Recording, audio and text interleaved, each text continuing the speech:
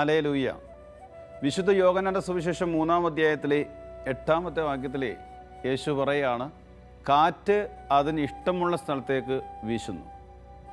ഈശോയിൽ ഏറ്റവും പ്രിയപ്പെട്ടവരെ, വിശുദ്ധ യോഹന്നാൻ 3-ാം അധ്യായം 1 മുതലുള്ള തിരുവചനങ്ങളിൽ ഒരു പ്രമാണിയും ഇസ്രായേലിൻ്റെ ഗുരുവുമായ നിക്കോമോദോസ് ലോക മുഴുവൻ്റെയും ഗുരുവായ ഈശോയോട് ചില ചോദ്യങ്ങൾ ചോദിക്കുന്ന ആ സാഹചര്യത്തിലാണ് യേശു പറയുന്നത്, കാറ്റ് അതിന് ഇഷ്ടമുള്ള സ്ഥലത്തേക്ക് വീശുന്നു എന്ന്. അതായത് നിക്കോമോസ് ചോദിക്കുന്നൊരു ചോദ്യമാണ്, ഗുരു, അങ്ങ് ദൈവത്തിൽ നിന്നും വന്നവനാണെന്നും ദൈവം കൂടെ ഉള്ളവനാണെന്നും ഞങ്ങൾ അറിയുന്നു. ദൈവം കൂടെ ഇല്ല എങ്കിൽ അങ്ങ് പ്രവർത്തിക്കുന്ന ഈ പ്രവൃത്തി അങ്ങേക്ക് ചെയ്യാൻ കഴിയുകയില്ല. അപ്പോഴാണ് ഈശോ തൻ്റെ കരങ്ങളിലൂടെ പ്രകടമാകുന്ന പരിശുദ്ധാത്മാവിനെക്കുറിച്ച് ഇസ്രായേലിൻ്റെ ഗുരുവായ പ്രമാണിയായ നിക്കോമോദോസിനോട് ഈ വചനം പറയുക.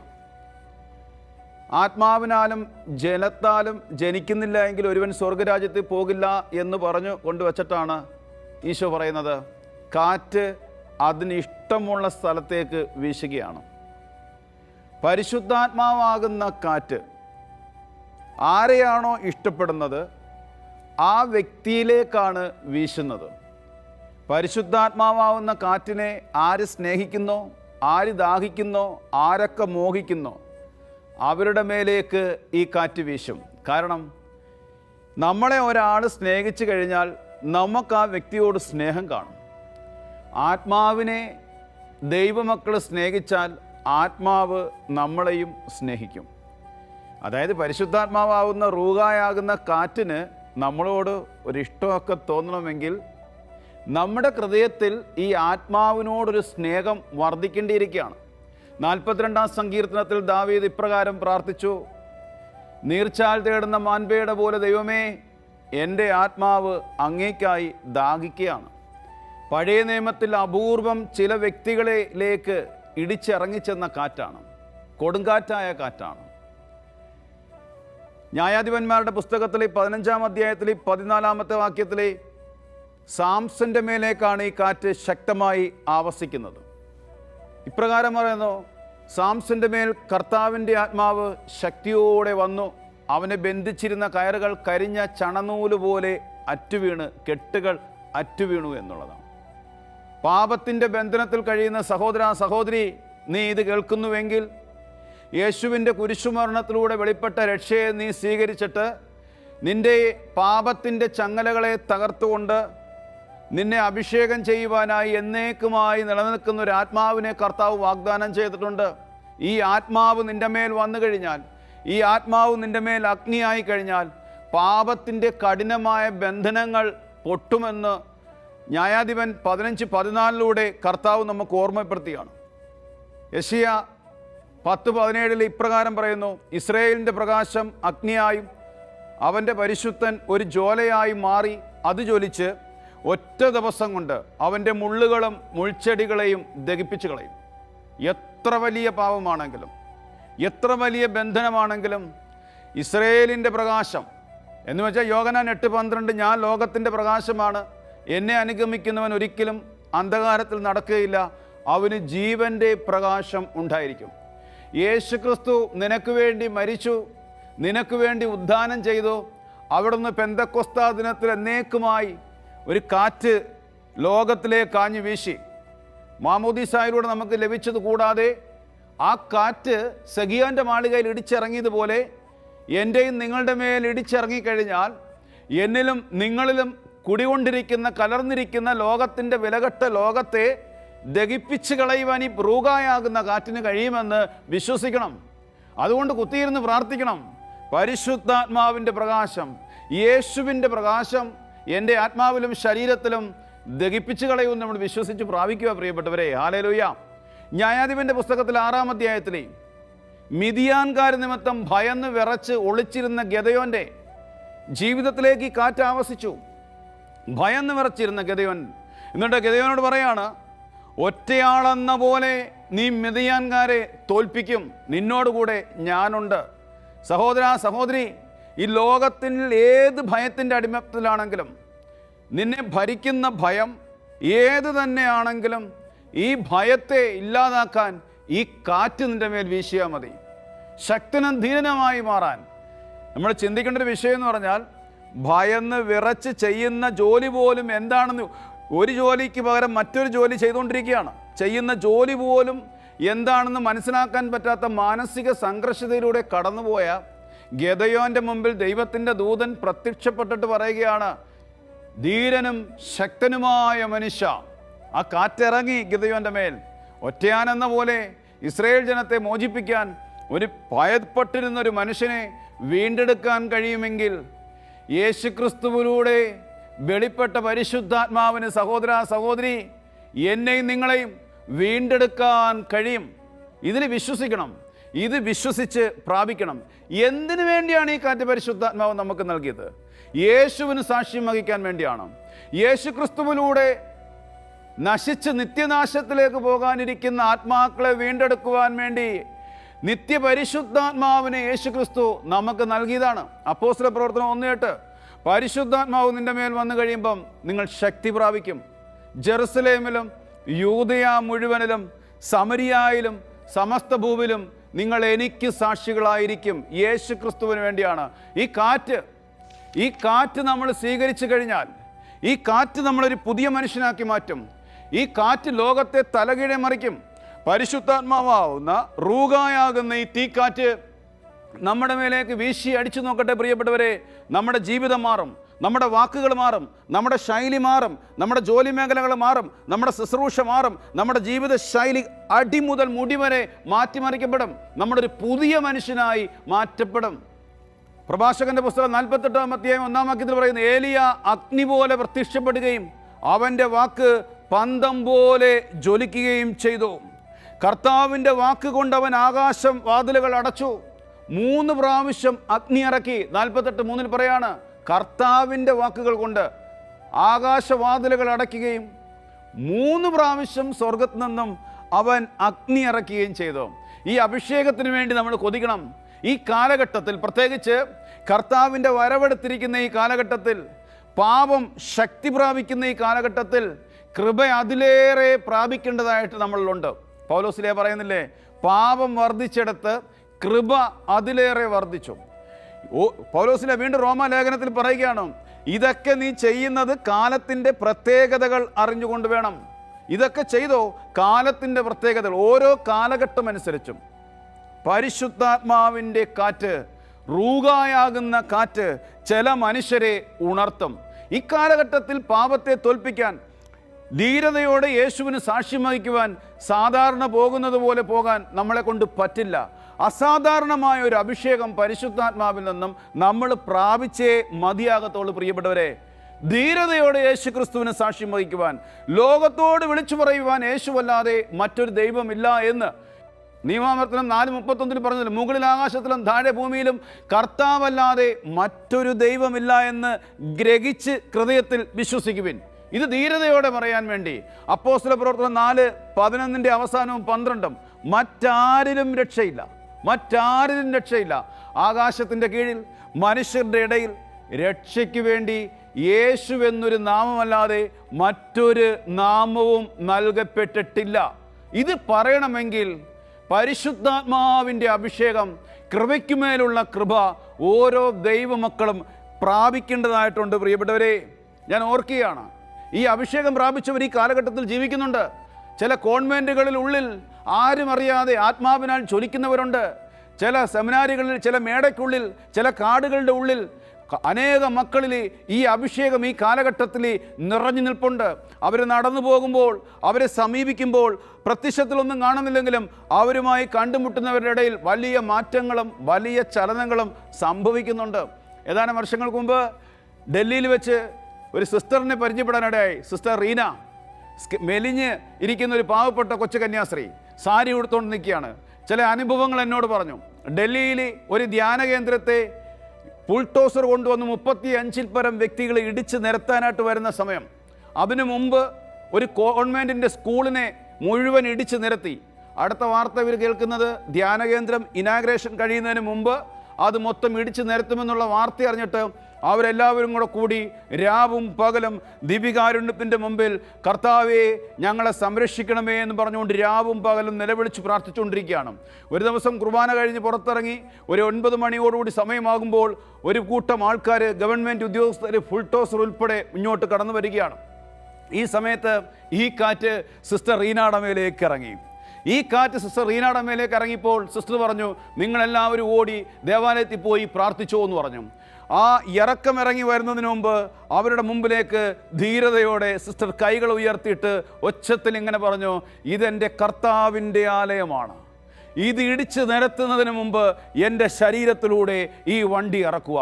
സിസ്റ്റർ കൈ ഉയർത്തിയ സമയത്ത് കരങ്ങളിലൂടെ 35ഓളം വ്യക്തിയിലേക്ക് പരിശുദ്ധാത്മാവിൻ്റെ അഭിഷേകം വ്യാപിച്ചു. അവർ വിറയ്ക്കാൻ തുടങ്ങി, അവർ കരയാൻ തുടങ്ങി. സിസ്റ്ററിൻ്റെ അടുത്ത് പറഞ്ഞ്, എഴുന്നേറ്റ് സിസ്റ്ററെ, എല്ലാറ്റിനും പരിഹാരമുണ്ട്. ഞാൻ ചുരുക്കി പറയട്ടെ പ്രിയപ്പെട്ടവരെ, അന്നുച്ചയ്ക്ക് 35ഓളം വ്യക്തികൾക്ക് ഭക്ഷണം വിളമ്പി സിസ്റ്റർ.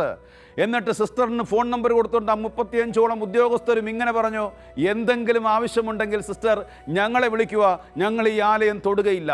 ഇനാഗ്രേഷൻ സമയത്ത് ഡൽഹിയിൽ ഞാൻ അവിടെ നിൽക്കുമ്പോൾ ഒരു പാവപ്പെട്ട കൊച്ചു കന്യാസ്ത്രീ, ആ ധ്യാന കേന്ദ്ര നിലനിൽപ്പിന് കർത്താവ് ഉപയോഗിച്ചൊരു കൊച്ചു കന്യാസ്ത്രീ വളരെ അകലെ മാറി നിന്നുകൊണ്ട് ദൈവ ശുശ്രൂഷ ഇതെല്ലാം നോക്കി കാണുകയാണ്. ആ കാറ്റ് വീശി അടിച്ചത് പ്രിയപ്പെട്ടവരെ ഒരു സിസ്റ്ററിലാണ്. നീ എവിടെയായിരുന്നാലും ഈ കാറ്റ് വീശി അടിക്കും. ഒരിക്കൽ പരിശുദ്ധാത്മാവ് ദാവീദിൻ്റെ മേൽ വന്ന് നിറഞ്ഞ സമയത്ത് ദാവീദിൽ ഈ കാറ്റ് വീശിയടിക്കാൻ തുടങ്ങി. റൂഗായാകുന്ന കാറ്റ് ദാവീദിലേക്ക് വീശിയടിക്കാൻ തുടങ്ങി. എന്താ സംഭവിച്ചതറിയോ പ്രിയപ്പെട്ടവരെ? ഒരു രാജ്യത്തെ വെല്ലുവിളിച്ച ഗോലിയാത്ത് എന്ന് പറഞ്ഞ മല്ലനെ തകർക്കാൻ കേവലം 5 കല്ല്, തോട്ടിൽ കിടന്ന മിനുസമുള്ള 5 കല്ല്, ആ കല്ലെടുത്തപ്പോഴത്തേന് ആ കല്ല് അഭിഷേകമായി മാറി. എന്ന് വെച്ചാൽ അഭിഷേകമുള്ളൊരു വ്യക്തി എന്തിൽ കൈവെക്കുന്നോ ആ കൈവെച്ച് കഴിയുമ്പോൾ കൈവെക്കുന്ന സ്ഥലം അഭിഷേകമായി മാറും. ഈ അഭിഷേകത്തിൽ കല്ലിൻ്റെ മേൽ കൈവച്ചപ്പോൾ ദാവീദിൻ്റെ കരങ്ങളുടെ അഭിഷേകം ആ കല്ലിലേക്ക് മാറി. ഒരു രാജ്യം മുഴുവനെ, രാജാവിനെ വെല്ലുവിളിച്ച ഗോലിയാത്ത് എന്ന് പറഞ്ഞ മല്ലനെ തകർക്കാൻ ഒരു കല്ല് മതിയായിരുന്നു. അത് കല്ലിൻ്റെ പ്രത്യേകതയല്ല, ആ കല്ലെടുത്തവൻ്റെ പ്രത്യേകതയാണ്. കിച്ചണിൽ ജോലി ചെയ്യുന്ന സമയത്ത് സഹോദരി, ഈ അഭിഷേകം നിൻ്റെ മേലേക്ക് വന്നാൽ നീ ലോകത്തെ തലകീഴെ മറിക്കും. ഡ്രൈവ് ചെയ്തുകൊണ്ടിരിക്കുമ്പം ഈ അഭിഷേകം വരും. രഥത്തിൽ യാത്ര ചെയ്തുകൊണ്ടിരുന്ന ഷണ്ടൻ്റെ മേലേക്ക് ഈ അഭിഷേകം ഇറങ്ങി. ഷണ്ടൻ വായിച്ചുകൊണ്ടിരുന്നത് യേശുക്രിസ്തുവിനെ കുറിച്ചാണ്. യെശയ്യാ പ്രവാചകന്റെ ഗ്രന്ഥത്തിൽ എഴുതിയിരുന്ന യേശുക്രിസ്തുവിൻ്റെ രക്ഷയെക്കുറിച്ചും പീഡാസഹനത്തെക്കുറിച്ചൊക്കെ ഉള്ളത് ഷണ്ടൻ വായിച്ചുകൊണ്ടിരിക്കുകയാണ്. ഷണ്ടനൊന്നും മനസ്സിലായില്ല. ഫിലിപ്പോസിനെ ആ കാറ്റ് പൊക്കിയെടുത്ത്, റൂഗായാകുന്ന കാറ്റ് ഷണ്ടൻ്റെ രഥത്തിൻ്റെ അരികിലേക്ക് നയിച്ച സമയത്ത് ഷണ്ടനിലേക്ക് ഈ കാറ്റ് വീശി. ഷണ്ടൻ പറഞ്ഞു, അടുത്ത് നദിയാണ്, എന്നെ ഒന്ന് സ്നാനപ്പെടുത്തുകയാലും. പ്രിയപ്പെട്ടവരെ, ഈ അഭിഷേകത്തിലേക്ക് ഷണ്ടൻ യേശുക്രിസ്തുവിനെ രക്ഷകനും നാഥനുമായി സ്വീകരിച്ചു. അതാണ് കർത്താവായ യേശുക്രിസ്തുവിനെ രക്ഷകനും നാഥനുമായി സ്വീകരിച്ചുകൊണ്ട് നീ കർത്താവിന് വേണ്ടി ജീവിതം അർപ്പിക്കാൻ വേണ്ടിയുള്ളതാണ്. മാമോദീസ, യേശു പറഞ്ഞൊരു വാഗ്ദാനമുണ്ട്. പഴയ നിയമത്തിൽ അപൂർവം ചില മനുഷ്യരിലെ നിറഞ്ഞ കാറ്റാണിത്. അപൂർവം ചില മനുഷ്യരെ അഭിഷേകം ചെയ്തൊരു കാറ്റാണ്. ഏലിയ പ്രവാചകനിലൂടെ ഏലീശ പ്രവാചകനെ അഭിഷേകം ചെയ്തു. അതെങ്ങനെയാണെന്നറിയോ? 12ാമത്തെ നിരയിൽ വയൽ ഉഴുതു മറിച്ചുകൊണ്ടിരുന്ന ഏലീശയെ ഏലിയ കണ്ടു എന്നാണ് പറയുന്നത്. 11 പേരെയും മറികടന്നുകൊണ്ട് 12ാമത്തെ വ്യക്തിയായ ഏലീശയെ അഭിഷേകം ചെയ്യാനുള്ള കാരണം എന്താണെന്നറിയോ? ഏലീശ പ്രവാചകൻ അവിടെ ഉഴുതു മറിച്ചുകൊണ്ടിരിക്കുന്ന സമയത്തും ഏലീശയുടെ ഹൃദയം ഈ റൂഗായാകുന്ന കാറ്റിനു വേണ്ടി ദാഹിച്ചുകൊണ്ടിരിക്കുകയായിരുന്നു. അവൻ ആ വയലിൽ പണിയെടുക്കുകയാണെങ്കിലും അവൻ്റെ ചിന്തയും മനോഭാവവും മുഴുവനും അവൻ്റെ കർത്താവിലേക്കായിരുന്നു. അതാണ് ഏലിയ 12ാമത്തെ നിരയിൽ നിന്ന് ഏലീശയെ കണ്ടു എന്ന് പറയുന്നത്. അവൻ്റെ ഹൃദയവും അവൻ്റെ മനോഭാവവും കണ്ടു. അപ്പോഴാണ് ഏലിയായുടെ പുറത്ത് കിടന്ന പുറങ്കുപ്പായം റൂഹായാകുന്ന കാറ്റിൻ്റെ രൂപത്തിൽ കടന്നു എന്നുകൊണ്ട് ഏലീശയെ അഭിഷേകം ചെയ്തത്. പ്രിയപ്പെട്ട സഹോദര സഹോദരി, നീ എവിടെ ആയിരുന്നാലും നിൻ്റെ ഹൃദയം, നിൻ്റെ ആത്മാവ്, നിൻ്റെ ചിന്ത, നിൻ്റെ മനോഭാവം ഈ റൂഹായാകുന്ന കാറ്റിന് വേണ്ടിയുള്ള ദാഹമാണുവെങ്കിൽ ഒരു നാൾ നിന്നെ പുറത്തു കൊണ്ടുവരും. ആർക്കും തടയാൻ പറ്റാത്ത വിധത്തിൽ, ആർക്കും തടഞ്ഞു നിർത്താൻ പറ്റാത്ത വിധത്തിൽ ഈ അഭിഷേകം നിന്നെ പുറത്തു കൊണ്ടുവരും. ഇപ്പോൾ ഞാനും നിങ്ങളും പരിശുദ്ധാത്മാവിലാണ്. പഴയ നിയമത്തിൽ അപൂർവം ചില വ്യക്തികൾക്ക് ഈ റൂഹായാകുന്ന കാറ്റിനെ കൊടുത്തുവെങ്കിൽ യേശു യോഹന്നാന്റെ സുവിശേഷം 14-ാം അധ്യായത്തിൽ 16-ാമത്തെ വാക്യത്തിൽ ഇപ്രകാരം പറയുന്നുണ്ട്, എന്നേക്കും നിങ്ങളോടുകൂടെ ആയിരിക്കാൻ എൻ്റെ സഹായകനായ പരിശുദ്ധാത്മാവിനെ നൽകും. എന്നേക്കും ആർക്കും മാറ്റാൻ കഴിയാത്ത, ആർക്കും എടുത്തു മാറ്റാൻ കഴിയാത്ത, നിത്യവും നിലനിൽക്കുന്ന റൂഹായാകുന്ന പരിശുദ്ധാത്മാവ് മാമോദീസായിലൂടെ നമുക്ക് ലഭിച്ചതാണ്. പക്ഷേ ഈ മാമോദീസായിലൂടെ ലഭിച്ച പരിശുദ്ധാത്മാവിനെ ജ്വലിപ്പിക്കേണ്ട ഒരു കടമ നമ്മളിലുണ്ട്. അതായത് അപ്പോസ്തലന്മാർ പെന്തക്കോസ്താ ദിനത്തിൽ ഈ റൂഹായാകുന്ന തീക്കാറ്റ്, പരിശുദ്ധാത്മാവാകുന്ന ഈ അഭിഷേകം പ്രാപിക്കാൻ വേണ്ടി സെഗിയോൻ്റെ മാളികയിൽ ദാഹത്തോടും സ്നേഹത്തോടും കാത്ത് ഒരുങ്ങി പ്രാർത്ഥിച്ചിരിക്കുകയായിരുന്നു. ഇനി നിങ്ങൾ ശ്രദ്ധിക്കണം, ഒരിക്കൽ 12 പേരാകുന്ന ഈ അപ്പോസ്തലന്മാർ യേശു ക്രിസ്തുവിൽ നിന്നും മാമോദീസായിലൂടെ പരിശുദ്ധാത്മാവിനെ ലഭിച്ചവരായിരുന്നു. ഒരിക്കൽ യേശു നേരിട്ട് 12 പേർക്കും ജ്ഞാനസ്നാനം നൽകിയതാണ്. എന്നിട്ടാണ് യേശു അവരെ ഈ റൂഹായാകുന്ന കാറ്റിന് വേണ്ടി ഒരുക്കിയത്. കാറ്റിനൊരു പ്രത്യേകതയുണ്ട്. യോഹന്നാൻ 3:8 പറഞ്ഞിരിക്കാം, കാറ്റിനൊരു പ്രത്യേകതയുണ്ട്. ഈ കാറ്റ് കെട്ടി നിൽക്കുന്നതല്ല, എപ്പോഴും ചലിച്ചുകൊണ്ടിരിക്കുന്നതാണ് ഈ കാറ്റ്. കാറ്റ് എപ്പോഴും വീശിക്കൊണ്ടിരിക്കും. മാമോദീസായിലൂടെ കിട്ടിയ പരിശുദ്ധാത്മാവ് നിർവീര്യമായി പോകാൻ സാധ്യതയുണ്ട് നമ്മൾ ജ്വലിപ്പിച്ചു കൊണ്ടിരുന്നില്ല എങ്കിൽ. എൻ്റെ പ്രിയപ്പെട്ടവരെ, പക്ഷേ കർത്താവ് പറഞ്ഞിട്ടുണ്ടല്ലോ, കാറ്റ് എവിടെ നിന്ന് വരുന്നെന്നറിയില്ല, എങ്ങോട്ട് പോകുന്നു അറിയുന്നില്ല. പക്ഷേ ഒരു കാര്യം അറിയുന്നു, ചില കൊടുങ്കാറ്റുകൾ വീശി അടിച്ചു കഴിഞ്ഞാൽ ആ കാറ്റ് ചില പ്രവർത്തികൾ ചെയ്യുന്നത് കാണാൻ പറ്റും. ആ പരിസരത്ത് നോക്കിയാൽ അറിയാൻ പറ്റും, ചില വൃക്ഷങ്ങൾ നോക്കിയാൽ അറിയാൻ പറ്റും, ചില കെട്ടിടങ്ങൾ, ചില കാറ്റുകളാണ് സുനാമിയായി രൂപപ്പെടുന്നത്, ചില കൊടുങ്കാറ്റുകൾ. അങ്ങനെ അതുപോലെയാണ് ചില മനുഷ്യൻ്റെ മേൽ പരിശുദ്ധാത്മാവാകുന്ന റൂഹായാകുന്ന ഈ കാറ്റ് ഇടിച്ചു കയറിയാൽ ആ മനുഷ്യൻ കടന്നു പോകുമ്പോഴും, ആ മനുഷ്യൻ സമീപിക്കുമ്പോഴും, ആ മനുഷ്യൻ വാ തുറക്കുമ്പോഴും ലോകം നിലവിളിക്കും, ലോകം തിരിച്ചറിയും. ആ വ്യക്തിയുടെ ഉള്ളിൽ ജ്വലിച്ചു നിൽക്കുന്ന കാറ്റിനെ ആർക്കും കാണാൻ കഴിയുന്നില്ല. ആ വ്യക്തിയുടെ കരങ്ങളിലൂടെ കർത്താവിൻ്റെ ചില പ്രവൃത്തികൾ അവിടെ കാണാൻ കഴിയും. പത്രോസ് നടന്നു പോകുന്ന വഴിയിൽ പത്രോസിൻ്റെ നിഴലടിക്കുവാൻ വേണ്ടി, നിഴലടിക്കുമ്പോൾ രോഗികൾ സൗഖ്യപ്പെടുന്നതിന് വേണ്ടി പത്രോസ് നടന്നു പോകുന്ന ദിശയിൽ കൊണ്ട് കിടത്തും. ഏതാനും രോഗികളുടെ മേൽ നിഴലടിക്കുമ്പോൾ രോഗികൾ എഴുന്നേറ്റുമെങ്കിൽ പത്രോസിൻ്റെ നിഴലിൽ ആ കാറ്റിൻ്റെ അഭിഷേകമുണ്ടായിരുന്നു. പത്രോസിൻ്റെ നിഴലിൽ. പഴയ നിയമത്തിൽ ആ കല്ലിൽ അഭിഷേകമുണ്ടായിരുന്നെങ്കിൽ, പഴയ നിയമത്തിൽ വാക്കുകളിൽ അഭിഷേകം ഉണ്ടായിരുന്നെങ്കിൽ, പുതിയ നിയമത്തിലേക്ക് യേശുക്രിസ്തുവിലൂടെ നിഴലിൽ പോലും അലയടിച്ചിരുന്ന തീക്കാറ്റുണ്ടായിരുന്നു പ്രിയപ്പെട്ടവരെ. അതുകൊണ്ട് എന്ത് ചെയ്യണം? പൗലോസിൻ്റെ വസ്ത്രത്തിൽ മുഖം തുടയ്ക്കുന്ന തുവാലിൽ അഭിഷേകമുണ്ടായിരുന്നു. പരിശുദ്ധാത്മാവ് നമുക്ക് നൽകിയതാണ്. സെഗിയോൻ്റെ മാളികയിൽ അപ്പോസ്തലന്മാരും 120 പേരും പരിശുദ്ധ അമ്മയുമായിട്ട് ഈ പരിശുദ്ധ റൂഹായാകുന്ന കാറ്റിനു വേണ്ടി കരഞ്ഞുകൊണ്ടിരിക്കുന്ന സമയത്ത്, ആരാധിച്ചുകൊണ്ടിരുന്ന സമയത്ത്, ആകാശത്തു നിന്നും ഈ കാറ്റ് ഇറങ്ങി വരുമ്പോൾ ഈ കാറ്റ് വേറെ എവിടെയും സമീപിച്ചില്ല. ഹേറോദോസിൻ്റെ അരമനയിലോ പുരോഹിതന്മാരുടെ ദേവാലയത്തിലോ അന്നത്തെ പുരോഹിതനും ആയിരുന്ന കയ്യപ്പാസിൻ്റെ ഭവനത്തിലോ ഒരു മനുഷ്യനെയും തൊടാതെ അതിനെയെല്ലാം മറികടന്നുകൊണ്ട് സെഗിയോൻ്റെ മാളികയെന്ന് വിശേഷിപ്പിക്കുന്ന ഒരു ചെറിയ ഭവനത്തിനുള്ളിൽ ഈ കാറ്റ് ഇടിച്ച് കയറിയതിൻ്റെ പശ്ചാത്തലമാണ് ലോകത്തിൻ്റെ 4 അതിരുകളിലും ഇന്നും കത്തോലിക്ക തിരുസഭയിലൂടെ ദൈവമക്കളിലൂടെ ഈ കാറ്റ് അലയടിക്കുന്നത്. എന്നെ കേൾക്കുന്ന ദൈവ പൈതലേ, നീ എവിടെ ആയിരുന്നാലും നീ കാറ്റിനു വേണ്ടി, റൂഹായാകുന്ന ഈ കാറ്റിനു വേണ്ടി, പരിശുദ്ധാത്മാവിൻ്റെ അഭിഷേകത്തിന് വേണ്ടി നീ കുത്തിയിരുന്ന് പ്രാർത്ഥിച്ചു കൊള്ളുക. ഒരു നാൾ നിൻ്റെ ചുറ്റുപാടും എവിടെയും ഈ പരിശുദ്ധാത്മാവിൻ്റെ തീക്കാറ്റ് സമീപിക്കത്തില്ല. നിൻ്റെ ബെഡ്റൂമിലേക്ക് ഇറങ്ങി വരും, നീ ഓടിച്ചുകൊണ്ടിരിക്കുന്ന വാഹനത്തിലേക്ക് ഇറങ്ങി വരും, നീ പണിയെടുത്തുകൊണ്ടിരിക്കുന്ന ആ ഓഫീസിലേക്ക് ഇറങ്ങി വരും. അറിയത്തില്ല, അവിടെ വെച്ച് നിന്നെ മാറ്റിമറിക്കും, നിന്നെ ഒരു പുതിയ വ്യക്തിയാക്കി മാറ്റും. ഞാനൊരു അനുഭവം കൂടെ പറഞ്ഞിട്ട് നിർത്താം. ഈ കഴിഞ്ഞ നാളുകളിലാണ് ഞാനൊരു അനുഭവം വായിക്കാനിടയായത്. അതിനു മുമ്പ് ഞാൻ സൂര്യ TV-കളിലും ചാനലുകളിലും ലോക പ്രശസ്തയായ ഒരു സുവിശേഷ പ്രഘോഷിയെ കാണാറുണ്ടായിരുന്നു. പേര് ജോയ്സ് മേയർ. നിങ്ങൾക്കും അറിയാം. ഇന്നും വാർദ്ധക്യത്തിൽ സ്കേട്ടൊക്കെ ഇട്ടുകൊണ്ട് ചിരിച്ചുകൊണ്ട് സുവിശേഷം പറയുന്ന ജോയ്സ് മേയറിൻ്റെ അനുഭവം ഞാൻ വായിക്കാനിടയായത് ഇങ്ങനെയാണ്. ജനിച്ച് 4 വയസ്സുള്ളപ്പോൾ അപ്പൻ പട്ടാളത്തിൽ നിന്നും മടങ്ങി വന്നു. പട്ടാളത്തിൽ നിന്ന് മടങ്ങി വന്ന അപ്പൻ്റെ സ്വഭാവം ഒരു മൃഗീയമായൊരവസ്ഥയിലായിരുന്നു. 4 വയസ്സ് മുതൽ നീണ്ട 18 വയസ്സുവരെ സ്വന്തം അപ്പൻ ആഴ്ചയിൽ ഒരിക്കലെങ്കിലും റേപ്പ് ചെയ്യാതിരിക്കത്തില്ല ഈ പെൺകുട്ടീനെ. അവൾ ചിരിക്കത്തില്ല, വർത്തമാനം പറയത്തില്ല, സ്കൂളിൽ പോയാൽ കോളേജിൽ പോയാൽ ഒറ്റയ്ക്ക് മാറിയിരിക്കും. അപകർഷബോധത്തിൻ്റെയും ഭയത്തിൻ്റെയും അടിമത്തത്തിലേക്ക് ഈ പെൺകുട്ടീനെ നയിച്ചു. എല്ലാവരോടും വെറുപ്പ്, സ്വയം വെറുപ്പ്, മരിക്കാനാണെങ്കിലോ പേടി.